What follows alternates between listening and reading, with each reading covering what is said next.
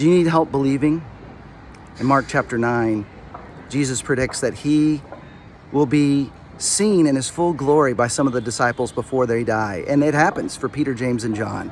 Elijah and Moses are there as well, which leads to a conversation about the prophecy about Elijah coming to prepare the way for the Messiah. And Jesus explains that was John the Baptist. He came in the spirit of Elijah. There's then a commotion. Some teachers of the law are arguing with the disciples who were asked by a man whose son was demonized to heal their son, and it didn't work. Jesus explains that this kind only comes out through prayer, indicating that perhaps the disciples had tried to do this in their own power or didn't have enough faith. Then there's this beautiful interaction with Jesus and the man who was needing help for his son. The man says, "If you can help us, would you please?" And Jesus says, "If you can, if you believe, I can do anything." And the man says, "I do believe." And just as quickly, "Help me with my unbelief." It was as if he knew that Jesus could see right through him.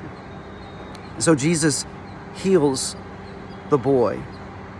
And then there comes this interesting moment where he predicts his death and resurrection once again. And earlier, Peter couldn't stop talking at the transfiguration, and now none of them are talking. They didn't understand, but they, for some reason, were not asking the right questions.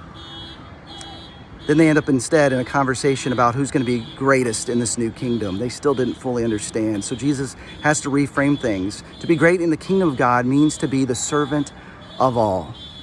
He goes on to explain that we shouldn't look down on anyone, whether it's children or other people who are doing miraculous things in his name. Instead, each of us, whether we follow Jesus or we're skeptical, should ask God for that gift of faith.